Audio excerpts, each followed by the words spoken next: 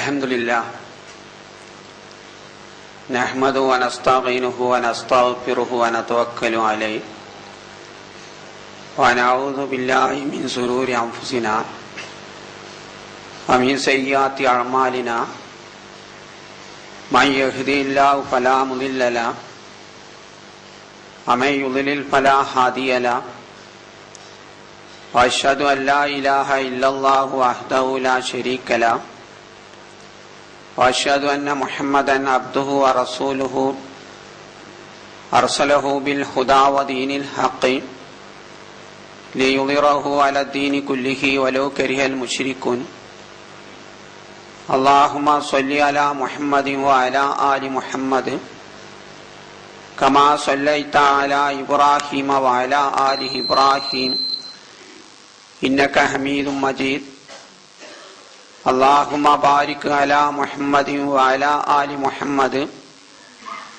كما باركت على إبراهيم وعلى آل إبراهيم إنك حميد مجيد يا أيها الذين آمنوا اتقوا الله حق تقاته ولا تموتن إلا وأنتم مسلمون أما بعد فإن خير الحديث كتاب الله وخير الهدي هدي محمد صلى الله عليه وسلم وشر الأمور محدثاتها وكل بدعة ضلالة أعوذ بالله من الشيطان الرجيم بسم الله الرحمن الرحيم إنما الصدقات للفقراء والمساكين والعاملين عليها والمؤلفة قلوبهم وفي الرقاب والغارمين وفي سبيل الله وابن السبيل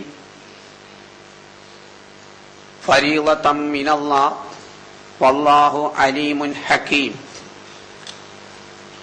പരിശുദ്ധ ഇസ്ലാമിൻ്റെ വളവും തിരിവുമില്ലാത്ത സ്ത്രീ പുരുഷന്മാരുടെ കഴിവുകൾക്ക് യോജിച്ചതായ നിയമങ്ങളും ശാസനകളും ഇസ്ലാമിലെ ആരാധന അനുഷ്ഠാന കർമ്മങ്ങളും ഇസ്ലാമിൻ്റെ താൽപ്പര്യങ്ങളും ഓരോ സന്ദർഭം നമ്മെ സമീപിക്കുമ്പോഴും ആദ്യമായി സൃഷ്ടാവിൻ്റെ പടച്ചവന്റെ കിതാബായ വിശുദ്ധ ഖുർആനിൽ നിന്നും ശേഷം ലഖദ് കാന ലക്കും ഫീ റസൂലില്ലാഹി ഉസ്വത്തുൻ ഹസന, അള്ളാഹുവിൻ്റെ ദൂതനിൽ നിങ്ങൾക്ക് ഉത്തമമായ മാതൃകയുണ്ടെന്ന് വിശുദ്ധ ഖുർആനിലൂടെ അള്ളാഹു തന്നെ നമുക്ക് പരിചയപ്പെടുത്തി തന്ന റസൂലുള്ളാഹിയുടെ മഹത്തായ ഖുർആൻ വ്യാഖ്യാനങ്ങളിൽ നിന്നും വിശദീകരണങ്ങളിൽ നിന്നും ശരിക്കും മനസ്സിലാക്കി കഴിവിൻ്റെ പരമാവധി ഉപയോഗിച്ച് ജീവിതത്തിൽ അവ അനുഷ്ഠിച്ച് മരണം എവിടെ വെച്ച് എപ്പോൾ ഏത് സ്വഭാവത്തിൽ നമ്മെ പിടികൂടിയാലും പടച്ചവന്റെ യഥാർത്ഥ അടിമകളായി ദാസന്മാരായി ശരിയായ മുത്തഖീങ്ങളായി ഭയഭക്തന്മാരായി മാതൃകാ മുസ്ലിങ്ങളും മുഅ്മിനീങ്ങളുമായി ജീവിച്ചു മരിക്കുവാൻ ആദ്യമായി എന്നോടും തുടർന്ന് പ്രിയം നിറഞ്ഞ സ്നേഹം നിറഞ്ഞ സഹോദരിമാരോടും സഹോദരന്മാരോടും ഉപദേശിച്ചു കൊള്ളുന്നു. ഇസ്ലാമിലെ പ്രധാനപ്പെട്ട 5 സ്തംഭങ്ങളിൽ ഒന്നാണ് നിർബന്ധ ദാനധർമ്മങ്ങളിൽപ്പെട്ട സകാത്ത് എന്ന് പേരിൽ അറിയപ്പെടുന്ന ദാനധർമ്മം. വിശുദ്ധ ഖുർആനിൽ സൂറത്ത് റൂമിൽ 39-ാമത്തെ ആയത്തിൽ അല്ലാഹു പറഞ്ഞു, വമാ ആതൈതും മിൻ റിബൻ ഫി അംവാലിൻ നാസി ലിയർബുവ ഫലാ യർബുവ ഇൻദല്ലാഹ് വലാ യർബു ഇൻദല്ലാഹ്. മനുഷ്യർക്ക് പലിശക്ക് വേണ്ടി നിങ്ങൾ ധനം നൽകുകയാണെങ്കിൽ, അതായത് കൊടുക്കുന്ന ധനത്തെക്കാളും വർധനവ് ആഗ്രഹിച്ചും കൊണ്ട് നിങ്ങൾ പലിശക്ക് കൊടുക്കുന്ന ധനം, അത് ഫലാ യർബു ഇൻദല്ലാഹ്, പടച്ചോന്റെ അടുത്ത് ഒരിക്കലും അത് നിങ്ങൾക്ക് വർധനവ് ആയി ലഭിക്കുകയില്ല. എന്നാൽ വമാ ആതൈതും മിൻ സകാത്തി തുരീദൂന വജ്ഹല്ലാഹ്, എന്നാൽ അള്ളാഹുവിന്റെ വജ്ഹ് ഉദ്ദേശിച്ച് നിങ്ങൾ നൽകുന്ന സകാത്ത്, അത് ഫൗലായിക ഹുമുൽ മുളാഫൂൻ, അവർക്ക് ആ കൂട്ടർക്ക് ആ ധനം, ആ സകാത്ത് കൊടുക്കണ ധനം വളരെയധികം വർദ്ധിപ്പിച്ച് അല്ലാഹ് നൽകുന്നതാണ് എന്ന്. ഈ വർധനവ് മറ്റൊരു ആയത്തിൽ അല്ലാഹ് വിശദീകരിച്ചത് കമസലി ഹബ്ബത്തിൻ അംബതത് സബ്അ സനാബില ഫീ കുല്ലി സുംബുലത്തിൻ മിഅത്തു ഹബ്ബ. ഒരു ആണ് ഒരു പെണ്ണ് ഒരു വിത്ത് കുഴിച്ചിട്ട് ആ വിത്ത് അല്ലാഹ് പറയാണ് അംബതത് സബ്അ സനാബില, അത് 7 കതിരുകളെ ഉൽപ്പാദിപ്പിച്ച് ഓരോ കതിരിലും 100 മണികൾ ഉണ്ട്, ഇതുപോലെ ഇരട്ടിക്കുമെന്ന് പറഞ്ഞ്, അതായത് ചുരുങ്ങിയത് 700 ഇരട്ടി അല്ലാഹ് ഇരട്ടിപ്പിക്കുമെന്ന് പറയുകയാണ്. അപ്പൊ ഈ ആയത്തില്, സൂറത്ത് റൂമിൽ ഞാൻ ഓതിയ ആയത്തില് സക്കാത്ത് നിർബന്ധ ദാനധർമ്മത്തിന് സക്കാത്ത് എന്ന് തന്നെയാണ് പടച്ചോൻ പ്രയോഗിച്ചിട്ടുള്ളത്. കാരണം മുസ്ലിം ലോകത്ത് ജനിച്ച ഒരു പണ്ഡിതനും ഇവിടെ സക്കാത്ത് നിങ്ങൾ അള്ളാഹിന്റെ വജ്ഹ് ഉദ്ദേശിച്ച് കൊടുക്കുന്ന സക്കാത്ത് നിങ്ങൾക്ക് വർദ്ധിപ്പിക്കുമെന്ന് പറഞ്ഞാൽ അത് ഈ നിർബന്ധ ദാനധർമ്മം തന്നെയാണെന്നതിൽ ഒരു അഭിപ്രായ ഭിന്നതയും ഇല്ല. അപ്പോൾ പടച്ചവന് ഈ നിർബന്ധ ദാനധർമ്മത്തിന് സക്കാത്ത് എന്ന് എന്തുകൊണ്ടാണ് പ്രയോഗിച്ചത്? സക്കാത്ത് എന്ന് പറഞ്ഞാൽ ശുദ്ധീകരണം അല്ലെ സംസ്കരണം എന്നാണ്. അപ്പൊ സക്കാത്ത് മുഖേന 2 സംഗതികളെ ശുദ്ധീകരിക്കുകയാണ്.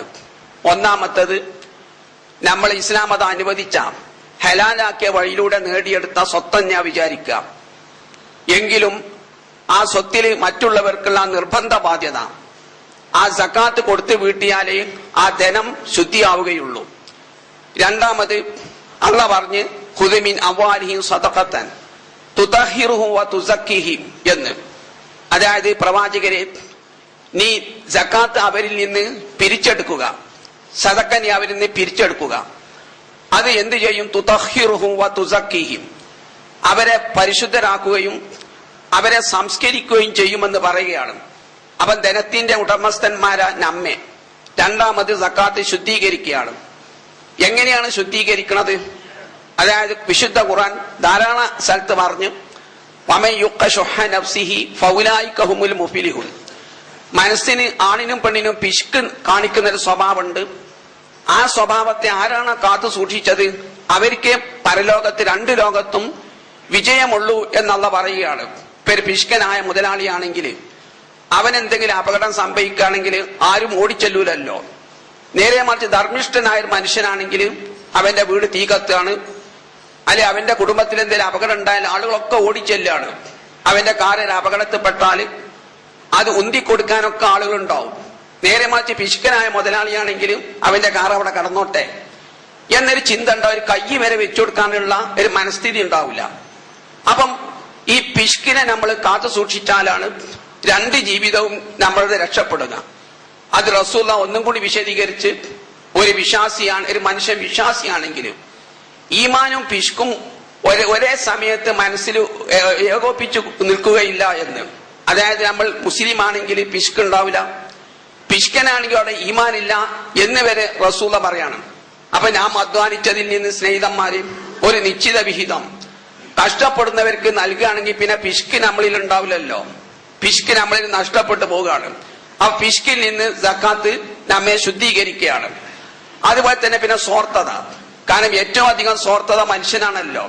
വൽ ആദിയാത്തി ലബഹ എന്നുള്ള വിശദീകരിക്കാൻ ടൈമില്ല. ഒരു പടക്കുതിരനെ എടുത്ത് അള്ളാഹ് പറഞ്ഞ്, പടക്കുതിര അതിരാവിലെ തന്റെ യജമാനനുമായി യുദ്ധക്കളത്തിലേക്ക് പോവുകയാണ്. അങ്ങനെ വെട്ടുകൊള്ളാണ്. കുതിരക്ക് ഇതിലൊന്നും ഒരു താല്പര്യമില്ല. യജമാനൻ ജയിച്ചെന്നതുകൊണ്ട് കുതിരക്കൊന്നും ലഭിക്കാനില്ലല്ലോ. എങ്കിലും തിന്ന ആ കുതിരക്ക് ആ കൂറ് കാണിക്കാനാണ് ഈ മഹത്യായ ത്യാഗമൊക്കെ ഈ കുതിര ചെയ്യുന്നത്. ഒരു നായ നോക്കി നിങ്ങളൊരു കഞ്ഞിന്റെ വെള്ളം കൊടുത്താല് ആ പട്ടി നിങ്ങളെ ഒരിക്കലും ചതിക്കുകയില്ല എന്ന് മാത്രമല്ല, നിങ്ങളെ വീട് ആക്രമിക്കാൻ വേണ്ടി വരികയാണെങ്കിൽ പട്ടി തന്റെ ജീവൻ നൽകി സംരക്ഷിക്കാൻ മുന്നോട്ട് വന്നെന്ന് വരും. എന്നാ അള്ളാഹ് പറഞ്ഞ് ഇന്നൽ ഇൻസാന റബ്ബിഹി ലകനൂൻ. എന്നാ മനുഷ്യൻ അങ്ങനെയല്ല. മനുഷ്യൻ അള്ളാഹിനോടും അതുപോലെ മേലുദ്യോഗസ്ഥനോടൊക്കെ നന്ദികേട് കാണിക്കുന്ന സ്വഭാവമാണ്. ഇപ്പൊ നമ്മള് പീടികയിൽ ചെല്ലുകയാണ്, അല്ലെങ്കിൽ ഫാക്ടറിയിൽ ചെല്ലുകയാണ്, തൊഴിൽ ആവശ്യപ്പെടുകയാണ്. ചിലപ്പം ഒഴിവുണ്ടാവില്ല. ഒഴിവില്ലെങ്കിലും ജോലി കൊടുത്തുനിന്ന് വരും. പിന്നെ കുറച്ചാവുമ്പോഴേക്കും ഓന് അവകാശം പോരാന്നൊക്കെ പറഞ്ഞ് സമരത്തിന് ഇറക്കാവുകയാണ്. അല്ലെ ചിലപ്പോ നമ്മുടെ വീട്ടിൽ എനിക്ക് ഇന്നൊന്ന് അന്തി ഉറങ്ങാൻ സ്ഥലം തരണമെന്ന് പറയാണ്. അപ്പൊ നമ്മൾ സ്ഥലം കൊടുക്കും. നേരം വെളുക്കുന്ന സമയത്ത് എല്ലാം മോഷിച്ച് അവർ സ്ഥലം വിട്ടിട്ടുണ്ടാവും. അല്ലെങ്കിൽ വയനാട് എന്റെ ഉമ്മ കഷ്ടപ്പെടുകയാണ്, അല്ലെ ഓപ്പറേഷനാണ്, ഒന്ന് കാറ് വിട്ടു തരണം എന്ന് പറയും. എല്ലാ ടാക്സിക്കാരും ഓട്ടോറിക്ഷക്കാരും പൈസക്ക് മാത്രം ഓടുന്നവരല്ല, നേരെ മറിച്ച് മാനുഷിക അനുകമ്പന്റെ ദയന്റെ അടിസ്ഥാനത്തിൽ ഓടുന്നവരുണ്ട്. അപ്പൊ നട്ടപ്പാതി നേരത്താണെങ്കിലും അയാള് കാറ് വിടുകയാണ്. അങ്ങനെ 9ാമത്തെ ചുരത്തിലെത്തുന്ന സമയത്തായിരിക്കും പിന്നിന്ന് മുണ്ടിട്ടിട്ട് മനുഷ്യനെ കൊന്നിട്ട് വണ്ടിയായിട്ട് കഴിച്ചിലാവണത്. ഒരു ജീവി സുഹൃത്തുക്കളെ ഇങ്ങനെ വഞ്ചന ചതി നടത്തൂല. അപ്പൊ മനുഷ്യന് ഒരു സ്വാർത്ഥത ഉണ്ട്. ആ സ്വാർത്ഥത ഇല്ലാതാക്കുക എന്നുള്ളതാണ് ഈ സക്കാത്ത് കൊണ്ട് പ്രധാനമായി ഉദ്ദേശിക്കുന്നത്. സ്വാർത്ഥത ഉണ്ടാവില്ലല്ലോ. നിങ്ങൾ ഗൾഫ് പോയും കച്ചവടം ചെയ്തും ബിസിനസ് ചെയ്തും അല്ലെ മറ്റുള്ള തൊഴിലൊക്കെ ചെയ്ത് അതിനൊരു നിശ്ചിത വിഹിതം കഷ്ടപ്പെടുന്നവർക്ക് ഇങ്ങനെ കൊടുക്കുന്ന സ്വഭാവം ഉണ്ടെങ്കിൽ എവിടെയാണ് സ്വാർത്ഥത ഉണ്ടാകുക? അപ്പൊ ഇങ്ങനെ മനുഷ്യനെ സ്വാർത്ഥതയിൽ നിന്നും പിശുക്കിൽ നിന്നും ആ എല്ലാ ചിന്ത, എന്റെ ധനം എനിക്കുള്ളതാണ്, അത് ഞാൻ എന്റെ കഴിവുകൊണ്ട് നേടിയെടുത്തതാണ്, ഇത്തരം ചിന്തയിൽ നിന്നൊക്കെ സംസ്കരിക്കാൻ ശുദ്ധീകരിക്കുക എന്നുള്ളതാണ് സക്കാത്ത് കൊണ്ട് രണ്ടാമതായിട്ട് ഉദ്ദേശിച്ചത്. അപ്പൊ ധനത്തെയും, അതായത് ധനത്തെ ശുദ്ധീകരിക്കാന്ന് പറഞ്ഞാൽ മോഷ്ടിച്ച് കളവ് നടത്തിയുള്ള ധനം സക്കാത്ത് കൊടുത്താൽ ശുദ്ധിയാവുന്നല്ല. നമ്മൾ പടച്ചോൻ അനുവദിച്ച മാർഗത്തിലൂടെ തന്നെ അനുവദിച്ച ധനാണെങ്കിലും നമ്മുടെ ധനത്തിൽ വഫി അംവാലിഹിം ഹഖ്ഖും മഅലൂം ലിസാഇലി വൽ മഹ്റൂം ഖുർആൻ പറഞ്ഞു, നിങ്ങളുടെ ധനത്തിൽ ചോദിച്ചു വരുന്നവർക്കും ചോദിക്കാതെ അഭിമാനം നടിച്ച് ചോദിക്കാതെ നിൽക്കുന്ന ആളുകൾക്കും കണ്ടറിഞ്ഞിട്ട് നിങ്ങൾ അവരുടെ അവകാശങ്ങൾ കൊടുക്കേണ്ടതുണ്ട് എന്ന് വിശുദ്ധ ഖുർആൻ പ്രത്യേകം നമ്മെ ഉണർത്തുകയാണ്. അപ്പൊ സക്കാത്തിന്റെ ഉദ്ദേശം അതാണ്. ഇനി സ്നേഹിതന്മാരെ, വിശുദ്ധ ഖുർആൻ തന്നെ എല്ലാ തരം ധനത്തിനും സക്കാത്ത് കൊടുക്കണമെന്ന് ഖുർആൻ തന്നെ പിടിച്ചെടുക്കാം. സൂറത്ത് അൽ ബഖറയിൽ അല്ലാഹു പറഞ്ഞു, യാ അയ്യുഹല്ലദീന ആമനൂ അൻഫിഖൂ മിൻ ത്വയ്യിബാതി മാ കസബ്തും വമിമ്മാ അഖ്റജ്നാ ലക്കും മിനൽ അർദി. അല്ലയോ സത്യവിശ്വാസികളെ, നിങ്ങൾ സമ്പാദിച്ചെടുക്കുന്ന ധനത്തുനിന്ന് അത് മോഷ്ടിച്ചിട്ടും കട്ടിട്ടൊന്നല്ല, പോക്കറ്റ് അടിച്ചിട്ടല്ല, നേരെ മറിച്ച് വ്യവസായമാവട്ടെ, കച്ചവടമാവട്ടെ, കൃഷിയാവട്ടെ, അല്ലെ ശമ്പളക്കാരാവട്ടെ, ജോലിയാവട്ടെ, തൊഴിലാവട്ടെ, ആശാരിപ്പണിയാവട്ടെ, എന്ത് പണിയാവട്ടെ, അല്ലെ മണ്ണാന, ഏത് അള്ളാഹ് അനുവദിച്ച ഏത് തൊഴിലാവട്ടെ, അപ്പൊ അള്ളാഹ് അനുവദിച്ച ഏത് തൊഴിലിലൂടെയും നിങ്ങൾ സമ്പാദിക്കുന്ന ധനത്തിന് നിങ്ങൾ നന്മ, അതിന്റെ അവകാശങ്ങൾ നൽകണം, ചെലവ് ചെയ്യണം. വമിമ്മാ അഖ്റജ്നാ ലക്കും മിനൽ അർദി, ഭൂമി ഉൽപ്പാദിപ്പിക്കുന്ന എല്ലാ കൃഷികൾക്കും നിങ്ങൾ സക്കാത്ത് കൊടുക്കണം എന്ന് പറഞ്ഞു. ഈ ആയത്തിനെ വ്യാഖ്യാനിച്ചും കൊണ്ട് ഇമാം അബൂ ഹനീഫ പറഞ്ഞു, പുല്ലാണെന്ന് വിചാരിക്കുക, ആ പുല്ല് വിറ്റാൽ കാശ് കിട്ടുമെങ്കിൽ പുല്ലിന് വരെ സക്കാത്ത് കൊടുക്കണമെന്ന് ഇമാം അബൂ ഹനീഫ പോലുള്ള പണ്ഡിതന്മാര് ഖുർആന്റെ അടിസ്ഥാനത്തിൽ തന്നെ വ്യക്തമാക്കുകയാണ്. അവ സർവ്വ ധനമാണോ, വിറ്റാ കാശ് കിട്ടുമോ, അതിനൊക്കെ തന്നെ സക്കാത്ത് അനിവാര്യമാണ്. ആ സക്കാത്തിന്റെ ഗൗരവം ഖുർആൻ പറഞ്ഞത് എത്രത്തോളം എന്നാൽ വവൈലുൽ ലിൽ മുശ്രിക്കി അല്ലദീന ലാ യൂതൂന സക്കാത്ത വഹും ബിൽ ആഖിറതി ഹും കാഫിറുൻ. അല്ലാഹു പറയാണ്, മുശ്രിക്കന്മാർക്ക്, ബഹുദൈവ വിശ്വാസികൾക്ക് നാശം. ഏത് മുശ്രിക്കന്മാര്? അവര് സക്കാത്ത് കൊടുക്കുകയില്ല, അവർ തന്നെയാണ് പരലോകത്തെ നിഷേധികൾ എന്ന് പറഞ്ഞു. പിന്നെ വല്ലദീന യക്നിസൂന ദഹബ വൽ ഫിദ്ദ വലാ യുൻഫിഖൂനഹാ ഫീ സബീലില്ലാഹ് ഫബശിർഹും ബിഅദാബിൻ അലീം. ധനം, സ്വർണം, വെള്ളിയും ധനമൊക്കെ സൂക്ഷിച്ചു വെക്കുകയാണ്, എന്നിട്ട് അതിന്റെ അവകാശം കൊടുക്കാത്തവർക്ക് കഠിനമായ ശിക്ഷയെക്കുറിച്ച് ഇനി സന്തോഷ വാർത്ത അറിയിക്കുക എന്ന് വിശുദ്ധ ഖുർആൻ സൂറത്ത് തൗബയിൽ അല്ലാഹ് വ്യക്തമാക്കുകയാണ്. അതൊക്കെ ചുട്ട് പഴുപ്പിച്ച് അവിടെ ശരീരത്തിൽ വെക്കും. എന്നിട്ട് ആദാമാക്കനസ്തും അംഫുസിക്കും, എടോ നിങ്ങളുടെ ജീവിതവും നിങ്ങളുടെ കുടുംബ ജീവിതവും ഒരു 10 തലമുറ ഭദ്രമാവാൻ വേണ്ടി സക്കാത്തും അവകാശമൊന്നും കൊടുക്കാതെ സൂക്ഷിച്ചു വെച്ച ധനമാണിത് എന്ന് അവരോട് പറയപ്പെടുമെന്ന് വിശുദ്ധ ഖുർആൻ തന്നെ പറയുകയാണ്. അപ്പൊ സർവ്വ ധനത്തിനും നാം സക്കാത്ത് കൊടുക്കണം, ഏതാനും ചില ധനം ഒഴിവേ. ഒന്നാമത്തെ ഭൂമി ഉണ്ട്. ആ ഭൂമിയാണെങ്കിൽ ആ ഭൂമിക്ക് നമ്മൾ സക്കാത്ത് കൊടുക്കേണ്ട, അതിന്റെ ഉൽപാദനത്തിന് കൊടുത്താൽ മതി. ഭൂമിക്ക് ഇസ്ലാമിക ഗവൺമെന്റ് ഹറാജ് നികുതി പ്രത്യേകം വാങ്ങും, സക്കാത്ത് ഉൽപാദനത്തിനെ വാങ്ങുള്ളൂ. അപ്പൊ വെറുതെ കിടക്കുന്ന ഭൂമിയാണെങ്കിൽ അതിന് നമ്മൾ സക്കാത്ത് കൊടുക്കേണ്ട ആവശ്യമില്ല. ഇനി വിറ്റിട്ട് റിസോർട്ട് പോലുള്ളതൊക്കെ ആണെങ്കിൽ വിൽക്കുന്ന 5 കൊല്ലം അത് വിൽക്കാതെ കടന്നെന്ന് വിചാരിക്കാം. എന്നാലും നമ്മൾ അതിന് സക്കാത്ത് കൊടുക്കേണ്ട, വിൽക്കുന്ന സമയത്തിന് ലാഭത്തിന് കൊടുത്താൽ മതി. പക്ഷെ പടച്ചോനെ പറ്റിക്കാനും സക്കാത്ത് ഒഴിവാവാൻ വേണ്ടി ഭൂമി ആ ഉദ്ദേശത്തോടുകൂടി ഭൂമി വാങ്ങിടരുത് എന്ന് മാത്രം. ഇനി നമ്മൾ താമസിക്കുന്ന വീടാണ്, നിങ്ങൾ 5 ലക്ഷത്തിന്റെ വീടാണ്, 10 ലക്ഷത്തിൻ്റെതാണ്, 25 ലക്ഷത്തിൻ്റെതാണ്. പക്ഷെ വീട് നിർമ്മിക്കുമ്പോൾ എന്ത് ചെയ്യണം? ആ പൈസ ശുദ്ധീകരിച്ചത് കൊണ്ട് എന്തും നമ്മൾ ചെയ്യാൻ പാടുള്ളൂ. അവൻ വീട് നമ്മൾ നിർമ്മിക്കുകയാണെങ്കിൽ 10 ലക്ഷത്തിന് നമ്മൾ സക്കാത്ത് കൊടുത്ത് ശുദ്ധീകരിക്കണം. പിന്നെ വീട് നിർമ്മിച്ച് അതുപോലെ വീട്ടിലെ ഉപകരണങ്ങൾ, വലിയ വിലമതിപ്പുള്ള ഫർണിച്ചർ ഉണ്ടെന്ന് വിചാരിക്കാം. പക്ഷെ ഒരു കസേര വരെ നിങ്ങൾ വാങ്ങുകയാണെങ്കിൽ അത് സക്കാത്ത് കൊടുത്ത് ശുദ്ധീകരിച്ചുകൊണ്ടായിരിക്കണം കസേര വാങ്ങുന്നത്. അങ്ങനെ ശുദ്ധീകരിച്ച പൈസ കൊണ്ട് നിങ്ങൾ വീട് നിർമ്മിച്ച് കസേര നിർമ്മിച്ചു കഴിഞ്ഞാൽ അതിന് ആ വീടിനും ഫർണിച്ചറിനും സക്കാത്തില്ല. പക്ഷെ ഇസ്ലാമിക ഗവൺമെന്റിനാണെങ്കിൽ വീട് നികുതി ഖറാജ് അത് നമ്മൾ കൊടുക്കുന്നുണ്ടല്ലോ, അതിന് പ്രത്യേകിച്ച് നികുതി വാങ്ങും. പിന്നെ നബ്സാസം പറഞ്ഞത് ഒരു അതിഥി വീട്ടിൽ വന്നാൽ ഓൻ അവിടെ സൗകര്യം ചെയ്തൊക്കെ കൊടുക്കുക, അല്ലാതെ ഭക്ഷണമൊക്കെ കൊടുത്തിട്ട് പള്ളിയിൽ പോയി കടന്നുറങ്ങുക എന്ന് പറയാതെ അവനവിടെ സൗകര്യം ചെയ്തു കൊടുക്കുക. അതാണ് വീടിന്റെ മറ്റൊരു സക്കാത്ത് എന്ന് റസൂലുള്ളാഹി വിശദീകരിക്കുകയാണ്. അതുപോലെ തന്നെ നാം സഞ്ചരിക്കുന്ന വാഹനാണെങ്കിൽ നിങ്ങൾ ഒരു 10 ലക്ഷത്തിന്റെ അല്ലെങ്കിൽ 20 ലക്ഷത്തിന്റെ ഒക്കെ വാഹനം വാങ്ങാണ്. ഇനി അതല്ല നിങ്ങൾ ഒരു സൈക്കിൾ വരെ വാങ്ങാന്ന് വിചാരിക്കും, എങ്കിൽ വരെ ഒരു 2000 റുപ്യ കൊടുത്തിട്ട് സൈക്കിൾ വാങ്ങാണ്, അല്ലെങ്കിൽ 25 ലക്ഷം കൊടുത്ത് സെൻകാർ വാങ്ങുകയാണെങ്കിൽ ആദ്യം എന്ത് ചെയ്യണം? അതിനെ ശുദ്ധീകരിക്കണം. ആ ശുദ്ധീകരിച്ച കാശ് കൊണ്ട് നിങ്ങൾ വാഹനം വാങ്ങിയാൽ അത് 20 ലക്ഷമോ ഇനി 1 കോടിന്റെ കാറാണെങ്കിൽ വരെ അതിന് സക്കാത്തില്ല.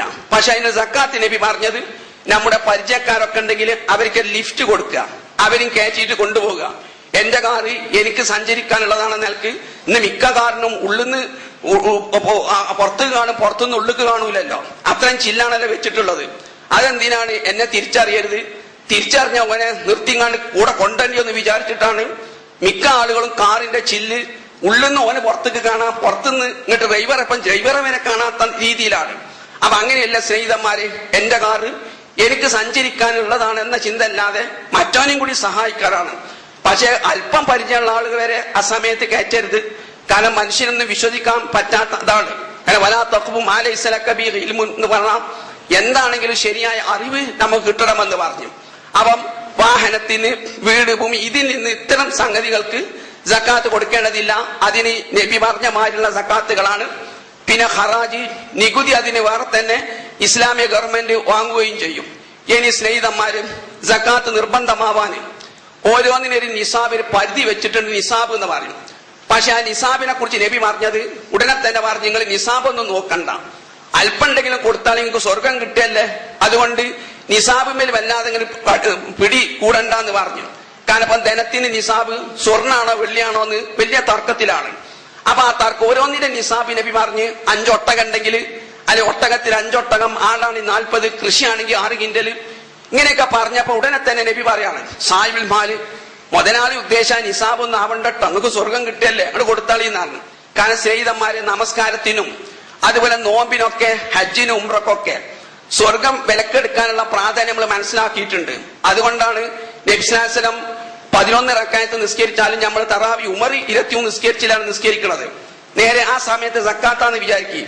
ഉമർ അല്ലാഹു 23% സക്കാത്ത് കൊടുത്ത്, നബി 11% സക്കാത്ത് കൊടുത്തെങ്കിൽ ഇവർ 23% സക്കാത്ത് കൊടുക്കുക. അപ്പൊ കിതാബ് നമുക്ക് പഠിപ്പിച്ചു തരും നബിയാ ഉമറ മെച്ചം. അപ്പൊ നമുക്ക് അറിയേണ്ടി വരും നബി തന്നെയാണ് മെച്ചം എന്നുള്ളത്. അപ്പൊ പറയുന്ന നബിന്റെ 11% കൊടുത്താൽ പോരെ, എന്തിനാ ഉമറിന്റെത് എടുക്കുന്നത് എന്ന് അല്ലുമ്മും കിതാബും ജമുൽ ജവാമിയും എല്ലാ കിതാബും ഉദ്ധരിച്ച് ഖുർആനും ഉദ്ധരിച്ച് പറഞ്ഞെന്ന് വരും. അപ്പൊ ഞാൻ പറഞ്ഞു കൊണ്ടുവരുന്നത് ഈ നിസാബ്, അതായത് നമ്മൾ അത്ര വാശി പിടിക്കണ്ട. കാരണം വിശുദ്ധ ഖുർആന് നമസ്കാരത്തിനും അതുപോലെ നോമ്പിനൊക്കെ സ്വർഗം വിലക്കെടുക്കാൻ എത്രത്തോളം സാധിക്കോ അത്രത്തോളം അതിലുപരിയായിട്ട് ധനത്തിന് സാധിക്കുമെന്നാണ് റസൂല പറഞ്ഞിട്ടുള്ളത് ഖുർആൻ. വസയുജന്നബുൽ അത്ഖാ, ആ കത്തിജ്വലിക്കുന്ന നരകത്തിൽ നിന്ന് ഒരു വിഭാഗത്തെ പടച്ചോൻ വിദൂരമാക്കുമെന്ന് പറഞ്ഞു. എന്നിട്ട് ആരെയാണ് പടച്ചോൻ പരിചയപ്പെടുത്തി തരുന്നത്? 5 നിസ്കാരത്തായ്പുള്ള ആണും പെണ്ണൊന്നല്ല. പിന്നെ അള്ള പറഞ്ഞത് അല്ലദീ യൂത്തി മാലോ യതസക്കാന്ന, പരിശുദ്ധി തസ്കിയത്ത് നേടാൻ വേണ്ടി ധനം ചെലവ് ചെയ്യുന്ന അതിൽ നിന്നാണ് ഈ നിർബന്ധ ദാനധർമ്മത്തിന് സക്കാത്ത് കിട്ടിയിട്ടുള്ളത്. മാലോ യത്തസക്ക തസ്കിയത്ത് ലഭിക്കാൻ വേണ്ടി, അത് പരിശുദ്ധി നേടാൻ വേണ്ടി ധനം ചെലവ് ചെയ്യുന്നവനാണ് ഏറ്റവും വലിയ മുത്തഖി എന്ന് വിശുദ്ധ ഖുർആൻ തന്നെ പറയുകയാണ്. പിന്നെ ഇബ്സാസമാണ് ഇത്തഖുന്നാറ വലൗ ബിശിഖി തംറത്തി, നിങ്ങളെ കയ്യിൽ ഒന്നുമില്ല, ഒരു ഈത്തപ്പഴമുള്ളൂ, ആ ഈത്തപ്പഴം മുഴുവൻ കൊടുത്താൽ നിങ്ങൾ കുടുംബം പട്ടിണി കിടക്കും, പട്ടിണി കിടക്കും, നാ പകുതി ആക്കിക്കളി. എന്നിട്ട് ഈത്തപ്പഴത്തിന്റെ പകുതി വരെ കൊടുത്താൽ നരകാഗ്നിയിൽ നിന്ന് നിങ്ങളെ മുഖത്തെ കാത്തു സൂക്ഷിക്കാൻ സാധിക്കുമെന്ന് റസൂലയും നമുക്ക് വിശദീകരിച്ചു തരികയാണ്. പക്ഷെ ഒരു റക്അത്ത് നിസ്കാരം കൊണ്ട് നിങ്ങൾക്ക് തീയിനെ തടുക്കാമെന്ന് വിശുദ്ധ ഖുർആൻ പറഞ്ഞിട്ടില്ല. നേരെ മറിച്ച് നബി സ്വല്ലല്ലാഹു അലൈഹി വസല്ലം നമുക്ക് നബിയും പറഞ്ഞിട്ടില്ല. നബി ഉണർത്തിയത് ഒരു ഈത്തപ്പഴത്തിന്റെ കഷ്ണം നിങ്ങൾക്ക് കൊടുക്കാൻ സാധിക്കുള്ളൂ, ശുദ്ധമായ മനസ്സോടുകൂടി കൊടുത്താൽ നിങ്ങൾക്ക് നരകത്തിൽ നിന്ന് മോചിതമാകാൻ സാധിക്കും എന്ന് റസൂല പറയാണ്. ഇനി സ്നേഹിതന്മാര്, ഈ ഒരു തെറ്റിദ്ധാരണുള്ളത് ഈ സക്കാത്ത് കൊടുക്കണമെങ്കിൽ ഈ ജീവിത ചെലവ് കഴിയണമെന്ന. അങ്ങനെയല്ല, ജീവിത ചെലവ് കഴിഞ്ഞിട്ട് കൊടുക്കാന്നുള്ളതില്ല. കാരണം എന്തുകൊണ്ടെന്നാൽ വിശുദ്ധ ഖുർആൻ കൃഷിനെ കുറിച്ച് പറഞ്ഞു, അത് കൊയ്യണ സമയത്ത് കൊടുക്കണമെന്ന് പറഞ്ഞു. അപ്പൊ എല്ലാ ഇമാമികളും എല്ലാ പണ്ഡിതന്മാരും പറയും കർഷകന് 6 കിൻഡൽ അരി കിട്ടാനുള്ള നെല്ലുണ്ട്, 8 കിൻഡൽ നെല്ല്, അത് 1-2 കൊയ്ത്തിനാണെങ്കിൽ വരെ ഓൻ സക്കാത്ത് കൊടുക്കണമെന്നാ. ഓന്റെ വീട്ടിലത്തെ ചെലവ് കഴിച്ചിട്ട് പോരാ, ഓൻ ദരിദ്രനല്ലേ, ദരിദ്രനാണെങ്കിലും ഇത്ര ഉണ്ടെങ്കിൽ കൊടുക്കണം. പിന്നെ അവന് സക്കാത്ത് കമ്മിറ്റി നിന്ന് വാങ്ങും ചെയ്യാം. 5 ഒട്ടകളുടെ ദരിദ്രനല്ലേ, പല സക്കാത്ത് കൊടുക്കണ്ടേ. 40 ആടുള്ള സക്കാത്ത് കൊടുക്കണ്ടേ, ഓൻ വലിയ മുതലാളിയെ 40 ആടുള്ളു. അപ്പൊ നിസാബ് പൂർത്തിയാക്കാൻ സക്കാത്ത് അവനാന്റെ വിഹിതം കൊടുക്കുക, പിന്നെ അവൻ ഇങ്ങോട്ട് എടുക്കും ചെയ്യാം.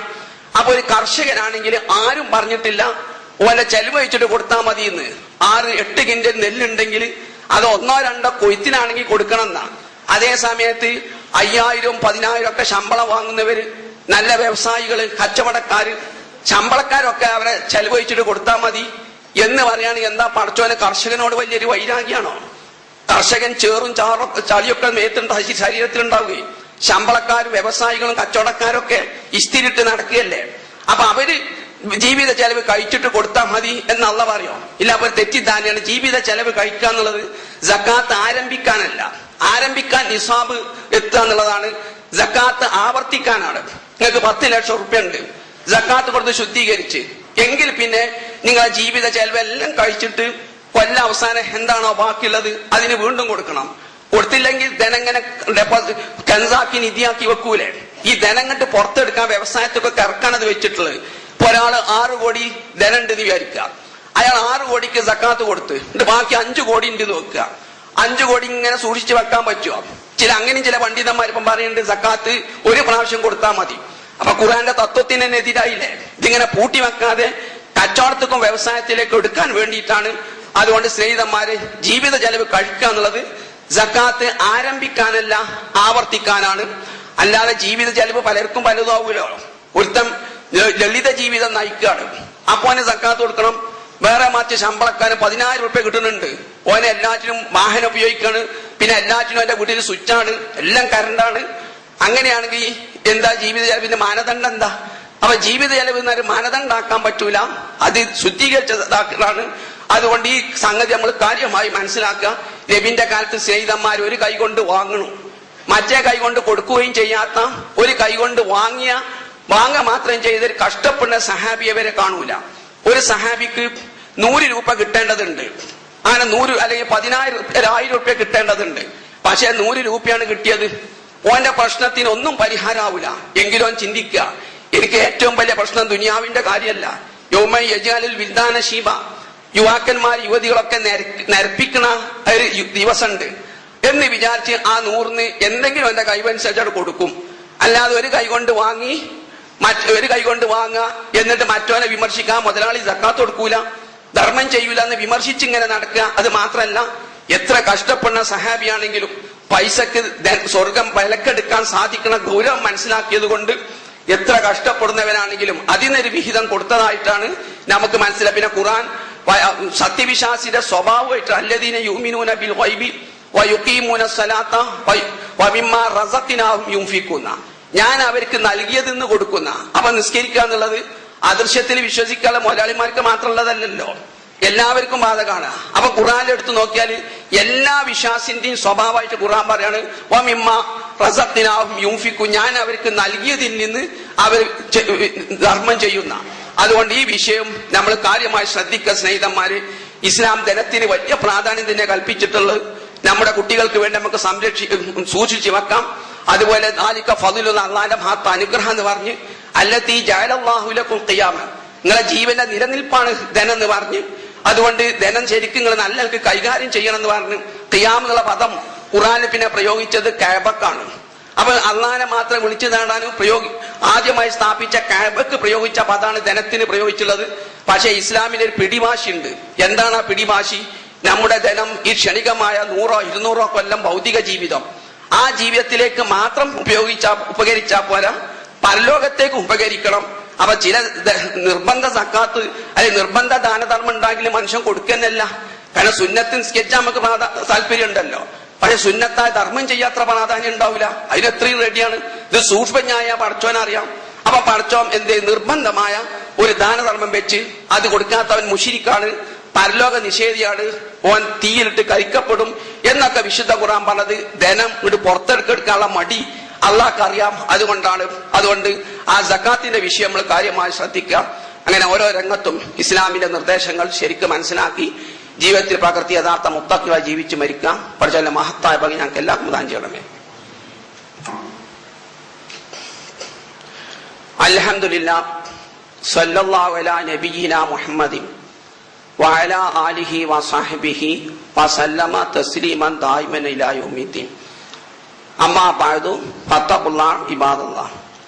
അള്ളാഹുവിനെ ഭയപ്പെട്ട് ശരിയായ മുത്തഖീങ്ങളായി ജീവിച്ചു മരിക്കാൻ ഒന്നുകൂടി എന്നോടെന്ന പോലെ സ്നേഹം നിറഞ്ഞ പ്രിയം നിറഞ്ഞ സഹോദരന്മാരോടും സഹോദരിമാരോടും ഉപദേശിച്ചു കൊള്ളുന്നു. സുഹൃത്തുക്കളെ, വിശുദ്ധ ഖുർആൻ പറഞ്ഞ് ഖുദ് മിൻ അംവാലിഹിം സദഖത്തൻ, ഓരോ ധനത്തിൽ നിന്ന് നിർബന്ധ ദാനധർമ്മം പിടിച്ചെടുക്കുക എന്ന് പറഞ്ഞു. ഇത് ഓരോരുത്തരും ഇഷ്ടത്തിനായിട്ട് കൊടുത്താല് മനുഷ്യൻ കൊടുക്കലന്നെ ഉണ്ടാവില്ല.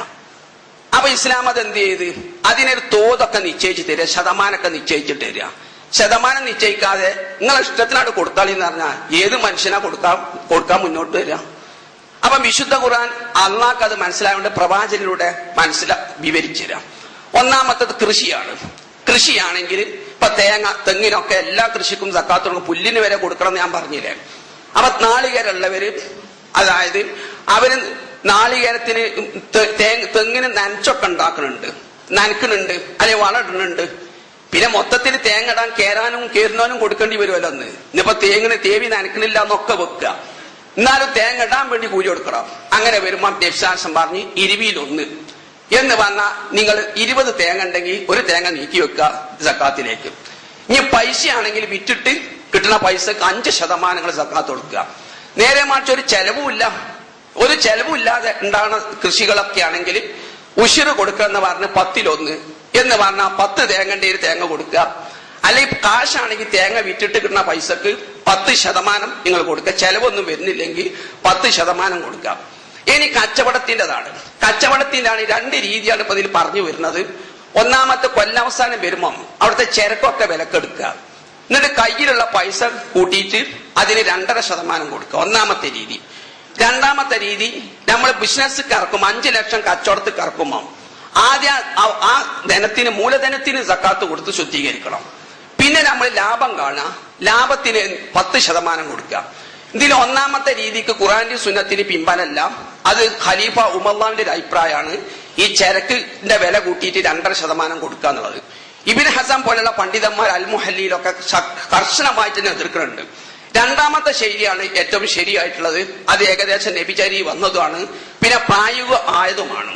എന്ന് പറഞ്ഞാൽ ഇപ്പം പലചരക്ക് കച്ചവടക്കാരും സ്റ്റേഷനറി കച്ചവടക്കാർ, തുണി കച്ചവടക്കാരൊക്കെ, മരക്കച്ചവടക്കാര്, ഇവരൊക്കെ കൊല്ലാവസാനം അവിടെ ചരക്കുണ്ടാവും വിചാരിക്കുക. പക്ഷെ ഹോട്ടൽ കച്ചവടക്കാരന്റെ എന്താ സ്നേഹിതന്മാരെ കൊല്ലാവസാനം വരുമ്പോൾ ഉണ്ടാകുക ഒരു ഉണക്കപ്പൂട്ടുണ്ടാകും, കുറച്ച് ചപ്പാത്തിയും ഒരു പൊറാട്ടയൊക്കെ ഉണ്ടായി വരും. അപ്പൊ അത് പ്രായോഗികമാവില്ല. അതേമാതിരി മത്സ്യ കച്ചവടക്കാര്, ഒഴുക്കൊക്കെ എന്ത് ലാഭം എന്നറിയോ? കൊല്ലാവസാനം വരുമ്പോൾ മത്സ്യം സ്റ്റോക്ക് ഇത് എടുക്കുക എന്നാണ് എന്ത് മത്സ്യം അവിടെ ഉണ്ടാകുക. പിന്നെ പഴം പച്ചക്കറിയൊക്കെ ഇതാക്കണമല്ലോ. അപ്പൊ ഏറ്റവും ശരിയായ രീതി, നിങ്ങൾ ബിസിനസ് ഇറക്കുമ്പം ആ ഇറക്കണ സംഖ്യക്ക് നിങ്ങൾ സക്കാത്ത് കൊടുത്ത് ശുദ്ധീകരിക്കുക. പിന്നെ ലാഭം കൊല്ലാവസാനം മൂലധനം ബിസിനസ് ഇറക്കാനാണ് കച്ചവടം ഈ സക്കാത്ത് വെച്ചിട്ടുള്ളത്. ആ മൂലധനം ശുദ്ധീകരിച്ചാൽ പിന്നെ മൂലധനത്തിന് കൊടുക്കേണ്ട ആവശ്യമല്ല. പിന്നെ നിങ്ങൾ ലാഭം കണ്ടിട്ട് ആ ലാഭത്തിന് 10% കൊടുക്കുക. ഈ ലാഭം കാണുമ്പോൾ നിങ്ങൾക്ക് എന്ത് ചെയ്യാം? ഇൻകം ടാക്സ് കൊടുത്തതും മെയിൻ്റനൻസിന് വന്നതൊക്കെ കുറക്കാം. എല്ലാം കുറച്ചിട്ട് 10%. ഇനി അതൊന്നും കുറക്കണില്ലെങ്കിൽ, കുറക്കുകയാണെങ്കിൽ എല്ലാം കുറച്ച് വെറും ലാഭം കാണുകയാണെങ്കിൽ മാത്രം, കുറക്കണില്ലെങ്കിൽ ഒന്നും കുറക്കണില്ലെങ്കിൽ 5% കൊടുത്താൽ മതി. അതേ സമയത്ത് ഇങ്ങനെ ഇതൊക്കെ കഴിച്ചിട്ട് ലാഭം, ആ ലാഭത്തിന് 10% കൊടുക്കുക. മൂലധനത്തിന് വേണമെങ്കിൽ ഇൻകം ടാക്സ് കുറക്കാം. അല്ല സക്കാത്ത് നീക്കിവച്ചിന് ഇൻകം ടാക്സ് കുറക്കാൻ പറ്റൂല. കാരണം ഇൻകം ടാക്സ് എന്ന് പറഞ്ഞാൽ പലതിനുമാണ്. ഖുർആൻ പറഞ്ഞ വകുപ്പുക്കല്ല, ഞങ്ങൾ ഓതി കൽപ്പിച്ച ആദ്യത്തെ പറഞ്ഞ വകുപ്പുക്കല്ല ഉപയോഗിക്കുന്നത്. പിന്നെ ഇസ്ലാമിക ഭരണഘടന ഞാൻ പറഞ്ഞ നികുതിയൊക്കെ വേറെ തന്നെ വാങ്ങുന്നതാണല്ലോ. സക്കാത്തിന് ആരാധനയാണ്. അവ ഇൻകം ടാക്സ് കൊടുത്ത് കഴിച്ചിലാകല്ല, നേരെ മറിച്ച് നെറ്റ് ലാഭം കാണാൻ ആവുമ്പം ഇൻകം ടാക്സ് ഒക്കെ കുറച്ചിട്ട് നിങ്ങൾ കിട്ടുന്ന ആ ശുദ്ധ ലാഭത്തിലാകുക. അതേമാതിരി വാടകയാണെങ്കിൽ 2.5% കൊടുക്കുകയാണെങ്കിൽ ബിൽഡിങ്ങിന്റെ ഇതും കൂടി കൂട്ടണം. ബിൽഡിങ്ങിന്റെ കൂട്ടുന്നില്ലെങ്കിൽ വാടകന്റെ ശരിയായത് ഇബിനു തീമിയൊക്കെ പറഞ്ഞിട്ടുള്ളത്, വാടകന്റേത് നിങ്ങൾ അത് ലാഭം മാത്രം കാണാം. വാടക കിട്ടിയ ലാഭം, മെയിൻ്റനൻസ് ഒക്കെ ഒഴിവാക്കുക. വീട്ടിലത്തെ ചെലവ് കുറക്കാൻ പാടില്ല കേട്ടോ. എന്നിട്ട് ലാഭത്തിന് 10% കൊടുക്കുക. ബിൽഡിങ്ങിന്റെ കൂട്ടണ്ട, നേരെ മറിച്ച് 2.5% കൊടുത്ത് കഴിച്ചിലാകണമെങ്കിൽ 2.5% കൊടുക്കുക. ബിൽഡിങ്ങിന് 10 ലക്ഷത്തിന്റെ 1 കോടിന്റെ ബിൽഡിംഗ് ആണെങ്കിൽ അതും കൂട്ടേണ്ടി വരും. നേരെ മറിച്ച് അത് കൂട്ടാതിരിക്കും ചെയ്യുക, 2.5% കൊടുക്കുക. അതില്ല, ഇത് ബിൽഡിങ്ങിന്റെ പരിഗണിക്കാതിരിക്കുകയാണെങ്കിൽ 10ഓ 5ഓ ഇതാക്കേണ്ടത്. ആകെ വാടകങ്ങൾ പരിഗണിക്കുകയാണെങ്കിൽ 5 കൊടുത്താൽ മതി. നേരെ മറിച്ച് ചെലവൊക്കെ വന്നതൊക്കെ നിങ്ങൾ കുറക്കുകയാണെങ്കിൽ, വീട്ടിലത്തെ ചെലവ് ഒഴിക്കുക, അതുമായി ബന്ധപ്പെട്ട ചെലവ് കൊടുക്കുകയാണെങ്കിൽ 10% കൊടുക്കുക. പിന്നെ ശമ്പളക്കാരാണെങ്കിൽ അവരൊക്കെ മാസം കൊടുക്കലാണ് ഏറ്റവും നല്ലത്. ഇബ്നു അബ്ബാസും അബ്ദുല്ലാഹി ഇബ്നു മസൂദ് ഒക്കെ പറഞ്ഞത് ഈ ആർജിത ധനാവുമ്പം മാസം കിട്ടുമ്പോൾ തന്നെ കൊടുക്കണം എന്നാ. അപ്പൊ ശമ്പളക്കാർക്ക് മാസം കൊടുക്കാൻ സാധ്യമല്ലെങ്കിൽ ഇപ്പൊ 10,000 റുപ്യ ശമ്പളം ഉണ്ടെന്ന് വിചാരിക്കാം. എന്നാ കൊല്ലവസാനം 12-ന് 10,000 കൊണ്ട് ഗുണിച്ചിട്ട് കൊടുക്കണം. നേരെ മറിച്ച് എന്റെ വീട്ടിലത്തെ ചെലവ് വെച്ചിട്ട് പോരാ, മാസം കൊടുക്കുകയാണെങ്കിൽ ബുദ്ധിമുട്ടില്ല. ഇനി മാസം കൊടുത്തില്ലെങ്കിൽ ഈ 10,000-നെ 12 കൊണ്ട് ഗുണിച്ചിട്ട് എത്ര ഉണ്ടാവുമോ ആ മാസം, ഒരു മാസത്തിൽ ആകെ ഓൻ വാങ്ങിയ ശമ്പളം ഉണ്ടല്ലോ, ആ ശമ്പളത്തിന് 10% കൊടുക്കുക.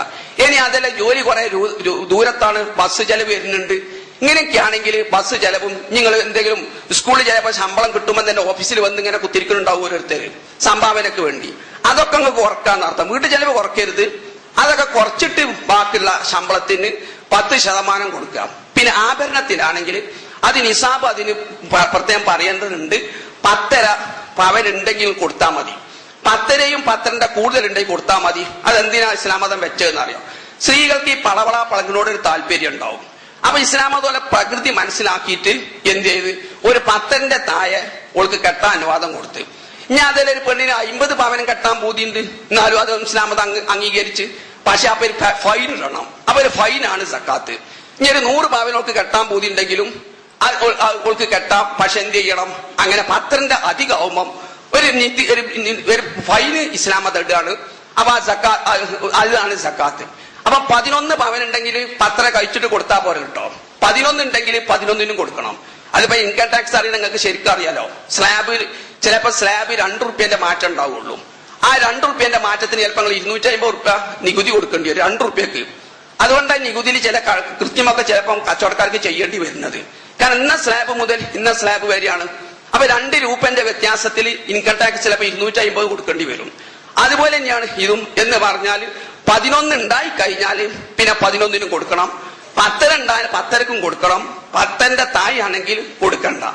ഇതാണ് അതിന്റെ ആ മൊത്തത്തിൽ കൊടുക്കേണ്ടതാണ്. ഇനി കടത്തിന് കൊടുക്കണമെന്നാ. എന്ന് പറഞ്ഞാൽ ഒരു ഓട്ടോറിക്ഷക്കാരൻ 5 ലക്ഷത്തിന് ഒരു ഓട്ടോറിക്ഷ കടം വാങ്ങി. എന്നിട്ട് കടത്തിലേക്ക് ഇങ്ങനെ കൊടുക്കുന്നുണ്ട്. കടത്തിന് നീക്കി വെക്കുന്ന സംഖ്യക്ക് കൊടുക്കണ്ടെങ്കിൽ അതേ സമയത്ത് നിങ്ങളെ ജീവിത ഉപയോഗത്തിന് എടുക്കണോ കൊടുക്കണം. അല്ലെ തുണിക്കട എടുത്തോ തുടങ്ങി കുറെ കടമെടുത്തിട്ടാണ്. കടമെടുത്തിട്ടെങ്കിൽ ആ കടത്തേക്ക് ഇങ്ങനെ നീക്കി വെക്കണേ നിങ്ങൾ സക്കാത്ത് കൊടുക്കണ്ട.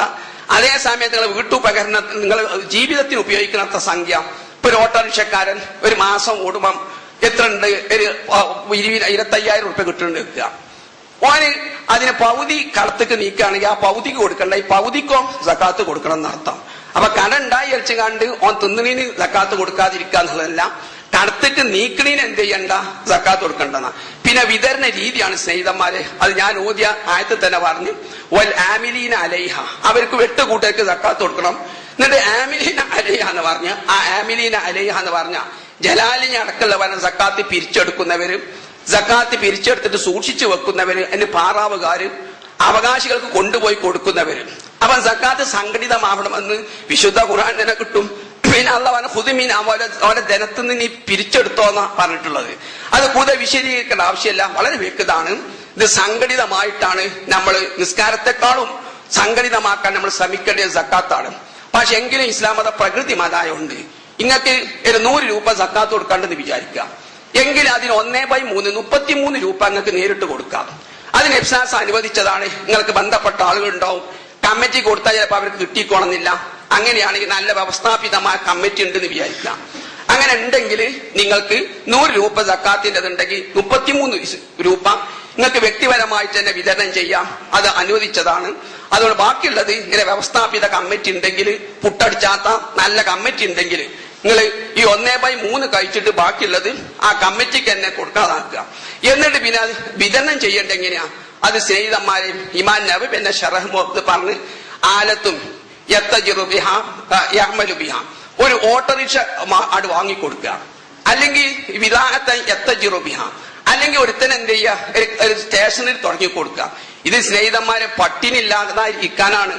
നമ്മളെ ഈ കൊടുക്കുന്നോണ്ട് എന്താ, പെരുന്നാളാണ് കുശിയാക്കും. നിങ്ങൾ 500 രൂപ 1000 രൂപ ലക്കോട്ടിലാക്കി കൊടുത്താലും ഓനെ പെരുന്നാളാണ് കുശിയാക്കും. പിന്നെ അന്ന് മാച്ചിന് കാണാനും പോകും. ഖിയാമത്ത് വരെ നമ്മുടെ സക്കാത്ത് കൊണ്ട് ഒരുത്തന്റെ പ്രശ്നം പരിഹരിക്കുക സുഹൃത്തുക്കളെ. അപ്പൊ ഒരുത്തൻ നിങ്ങൾ 10 ലക്ഷം കൊടുത്തോളി, വേറൊരുത്തന് പിന്നെ തീരെ കൊടുത്തോളന്നില്ല, അവനെ പിന്നെ പരിഗണിച്ചാൽ മതി. എങ്കിലും പുറകുറുക്കാതിരിക്കാൻ വേണ്ടി നല്ലത് എന്ത് ചെയ്യുക, ചിലർക്ക് കറവ് പശുവിനെ വാങ്ങിക്കൊടുക്കുക, ഓട്ടോറിക്ഷ വാങ്ങിക്കൊടുക്കുക, അല്ലെങ്കിൽ പെൻഷൻ ആയിട്ട് കൊടുക്കുക, പെൻഷൻ കൊടുക്കുക, റേഷനരി വാങ്ങിക്കൊടുക്കുക. പിന്നെ വിമർശനം ഇല്ലാതിരിക്കാൻ വേണ്ടി 500 100 ലക്കോട്ടിലാക്കി പരക്കപ്പത്താനായിട്ട് കൊടുത്താളി. അങ്ങനെ പറഞ്ഞിട്ടില്ല. ഇമാം അബൂ ഹനീഫ പറഞ്ഞത് ഒരാൾക്ക് കൊടുത്താൽ മതി എന്നാ. നിങ്ങൾ 5 ലക്ഷം പിരിച്ചെടുത്ത് 5 ലക്ഷം ഒരാൾക്ക് കൊടുത്താലും വിരോധമല്ല. ഷാഫി ഇമാം പറഞ്ഞ് ചുരുങ്ങിയത് 3 വേണം. കാരണം ഇന്നമ സദഖാത്തുലിൽ ഫുഖറാഇ വൽ മസാക്കീനല്ലേ. അപ്പം ബഹുവചനാണെങ്കിൽ ചുരുങ്ങിയ 3 ആള് വേണം എന്നാ. 3 ആളെ പരിഗണിച്ചാൽ മതി. അപ്പൊ ആൾക്ക് ധാരണ ഉണ്ട്. ഇവിടെ തലശ്ശേരി 500 സാധുക്കൾ ഉണ്ടെങ്കിൽ 500 സാധുക്കളെയും കൊല്ലം പരിഗണിക്കണം. അങ്ങനെ പണ്ഡിതനും പറഞ്ഞിട്ടില്ല. അപ്പൊ അത് വ്യവസ്ഥ ഒരുത്തന്നെ വീടില്ലെങ്കിൽ വീടുണ്ടാക്കി കൊടുക്കുക. ഇങ്ങനെയൊക്കെ ചെയ്താൽ സുഹൃത്തുക്കളെ കുറച്ച് ആളുകളുടെയും പട്ടിണി നമുക്ക് ഇല്ലാതാക്കാൻ പറ്റൂലേ.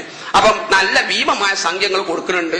പക്ഷെ കൊടുത്തിട്ടും എന്തോ ചെയ്യാണ്, ഒരിക്കലും അത് നീങ്ങാത്തതാ. ഇനി പ്രത്യേകിച്ച് ഇരത്തേരാവിന്റെ അന്ന് ഞാൻ തലശ്ശേരി വരുന്ന സമയത്ത് ഈ യുവതികളായ സ്ത്രീകൾ ഇങ്ങനെ ഓരോ വീട്ടിലും ഇങ്ങനെ ക്യൂ നിൽക്കുന്നത് കാണാം. എന്നിട്ട് പിന്നെ മണ്ടാണ്, കാരണം ഇവിടെ ഹൗസ് ഫുള്ള് എന്ന് അറിയും മുതലാളിന്റെ വീട്ടില്. എന്നിട്ട് പിന്നെ അവിടേക്ക് ഓടുകയാണ്. ഇങ്ങനെ ഇല്ലാതാക്കാൻ ഇതും പിന്നെ ഒരുത്തന്റെയും എന്റെയും തൊഴിലില്ലായ്മയൊക്കെ സ്ഥിരമായി ഇല്ലാതെയാക്കാനൊക്കെ വേണ്ടിയിട്ടാണ്.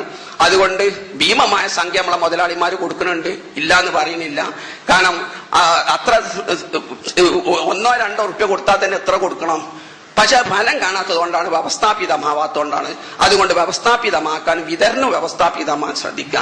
അങ്ങനെ ഓരോ രംഗത്തും ഇസ്ലാമിന്റെ സ്തംഭമായ സക്കാത്ത് നിന്ന് സൂക്ഷിച്ചു പോയിക്കുന്ന സ്നേഹിതന്മാരെ ഒന്നുമില്ലാതെ അയക്കണം. തണ്ടലില്ലാതിരിക്കാൻ വേണ്ടി തുടങ്ങിയ സക്കാത്ത് അതൊരു തണ്ടലാക്കി.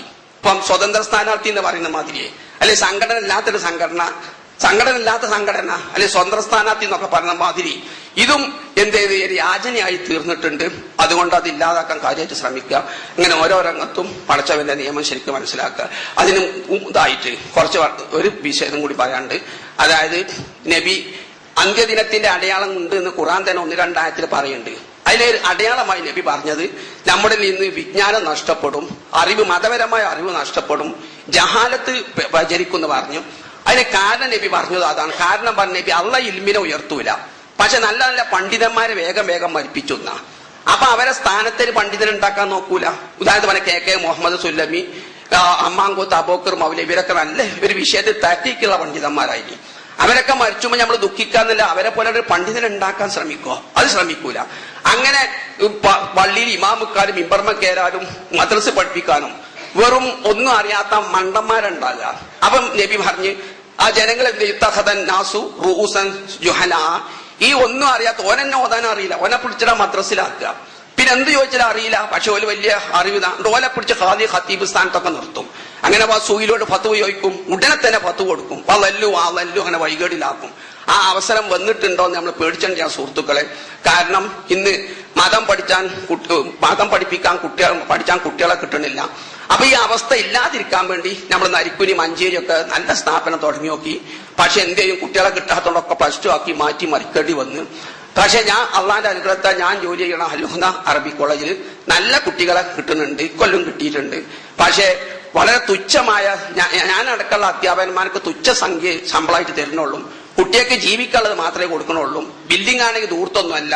ചിലപ്പം കിതാബുക്കും ഭക്ഷണത്തിക്കൊക്കെ ചേരാട്ട വരെ ചാടും. എന്നാലും വരുമാനമൊന്നും ഇല്ലാത്തതുകൊണ്ട് ഭീമമായ സംഖ്യ കടം വരിക. കടം വന്നുകൊണ്ട് ആ കമ്മിറ്റിയിലെ ചിലർക്ക് ഇതും +2 ആക്കി മാറ്റാനാണ് തോന്നല്. മാറ്റിയാൽ പിന്നെ പ്രശ്നമൊന്നുമില്ല.